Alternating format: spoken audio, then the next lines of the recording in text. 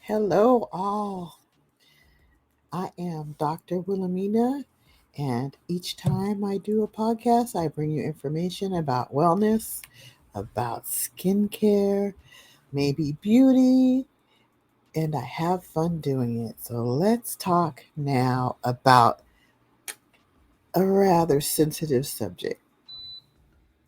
What is really important to us, we know, is washing our hands regularly. But I'm going to give you some pointers, and we're going to talk a little bit more about it because we've fallen away from the active COVID-19 era when we had the pandemic. People have gotten out of the habits, and it's not gone, and neither is the flu and other diseases. So I'm going to talk a little bit about washing hands and give you a little bit of more information about um, hand sanitizer. So, like, washing your hands regularly is one of the most effective ways to prevent the spread of germs and infections. So, here's what's important. There's a few tips here. There are five. So, number one, it's great in preventing illness. Washing your hands. Many diseases such as colds, flus, and gastrointestinal infections are spreading through contact of contaminated surfaces or people. Washing your hands helps remove germs and reduces the risk of getting sick. So imagine you think about the obvious stuff. We know to go wash our hands if we touch something nasty or we think that after using the bathroom that's mostly important, and it is, but or touching anything in the bathroom, But that's only part of it. Just imagine when you're in the grocery store, you're using the basket. Oh, you intend to wash your hands afterwards, but you forget. So now you're carrying those germs into your car, onto your steering wheel, and into the house. And ooh, if you're like me, I like to use the rail as I come up the stairs because I have two sets of very steep stairs. So when I come up them, I grab that rail. I need to because my knees hurt sometimes because it's very steep. So as I'm coming up the rail, I'm taking the germs from the rail into my house. So we have a lot of birds in this area. They like to hang out by my balcony and on the stair rails.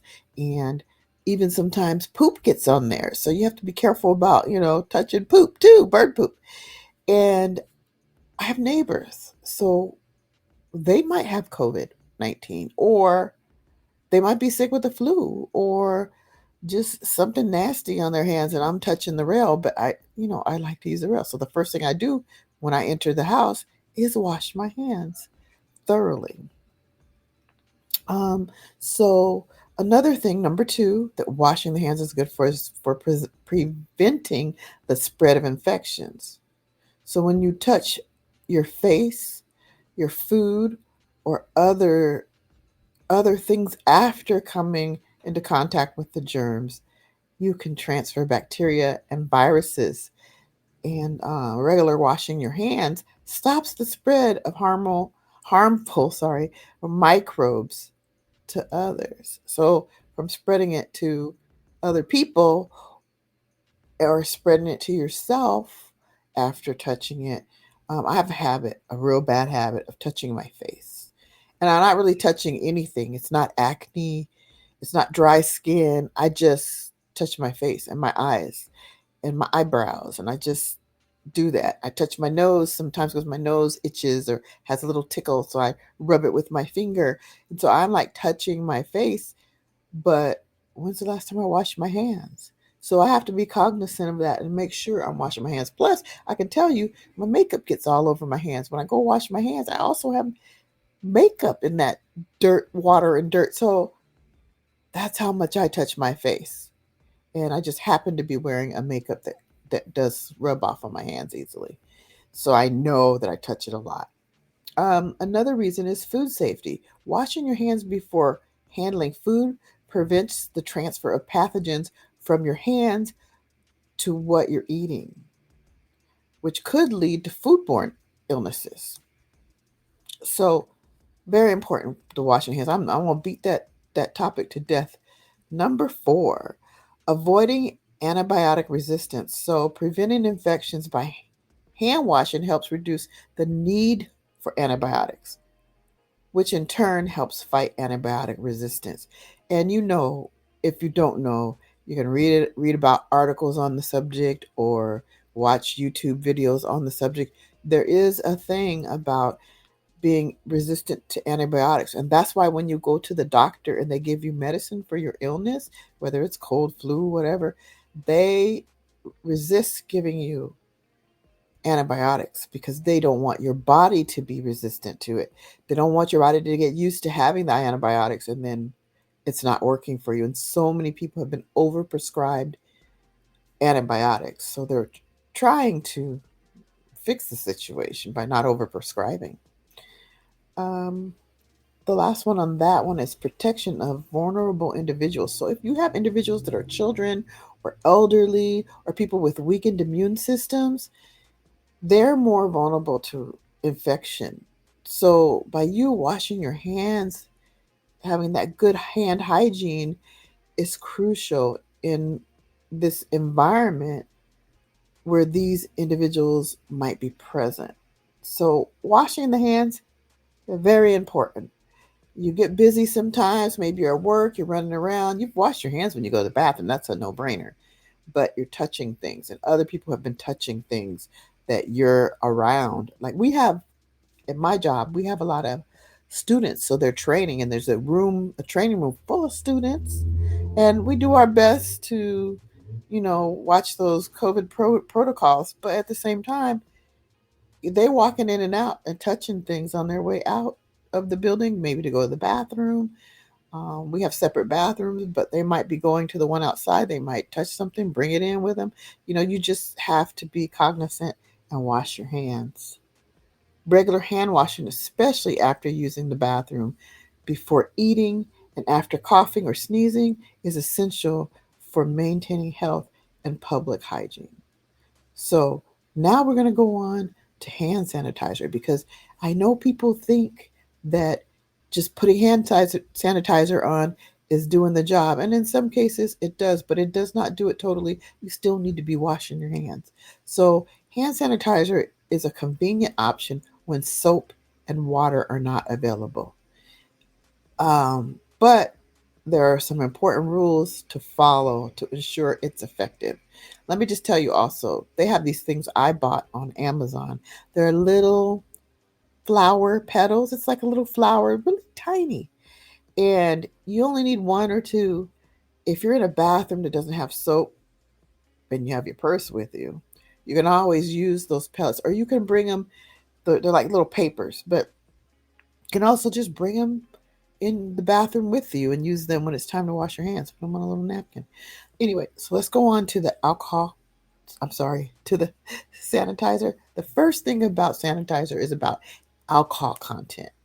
If you use hand sanitizer with less than 60% alcohol, anything less may not be effective in killing most germs. So you want to make sure it's more than 60%, 60 or more.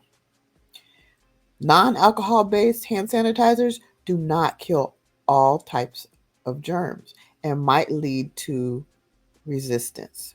So you might still get that germ because it um, doesn't have the alcohol in it. Um, the next thing, when you use it, use hand san- sorry, use hand sanitizer only when soap and water are not available. Washing hands with soap and water is more effective at removing dirt, grease, and harmful chemicals. So your first choice is to use water and soap. After touching high contact surfaces like the table, the counter, the doorknob, shopping carts, handrails in public places, or even your handrail at home, if you're not the only one living there and you got the birds and animals and stuff, you just don't know what gets on your rail. Anyway, that's important to use it after touching those. Keeping it in your car. I have one in my car. I keep in the car. But sometimes I'm in the other car and it doesn't have any. So I have to be focused on washing. So before eating, if soap or water are not accessible, then yeah, it's okay to use it. How do you use it? Apply enough product to cover all surfaces of the hands. Rub your hands together for at least 20 seconds until they feel dry. You know how sometimes you use it, your hand's still wet, you got air drying it? Well, that's a mistake. You need to keep rubbing until your hands are dry. Cover your back of your hands. I do that. And between the fingers, I do that also. And under nails. I have a specific process for under nails. And to be honest, I like to use my my Clorox wipes. I'm not suggesting that anybody else does it because I really don't know how bad that is for you, but you can use some good wipes for cleaning too. But I use my Clorox wipes to get my nails because I get makeup in my nails and on my nails from doing my makeup in the morning.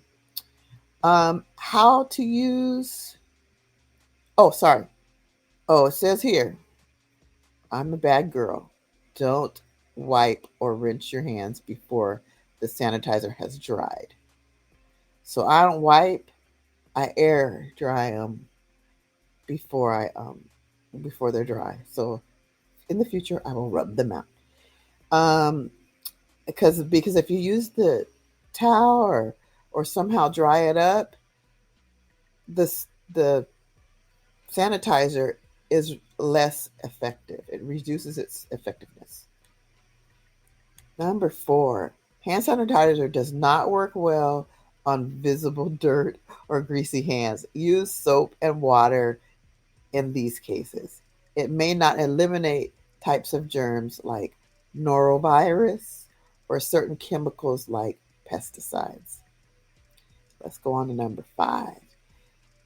Keep hands sanitized. Keep hand sanitizer out of reach of children. When you already know that. If they ingest that, it's dangerous and has a high alcohol content. So you want to very much make sure your kids aren't able to get to it and ingest it. They need parental observation before using it if they're little kids.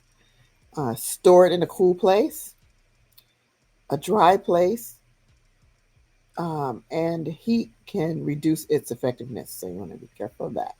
So by following these rules, you can use hand sanitizer effectively when hand washing isn't an option. So your first go-to again is hand washing. Thank you guys for listening. If you know somebody that doesn't wash their hands and you want to gently let them know, send them this podcast. Share it with people that you think need it or people that just maybe don't know that it's that serious because everybody doesn't. And come back and listen again in the future. And thank you to all my listeners, especially the ones not in the US. I appreciate you so much. Thank you, and I'll talk to you again soon. I hope that you have a beautiful rest of your week and that your weekend goes well. Take care.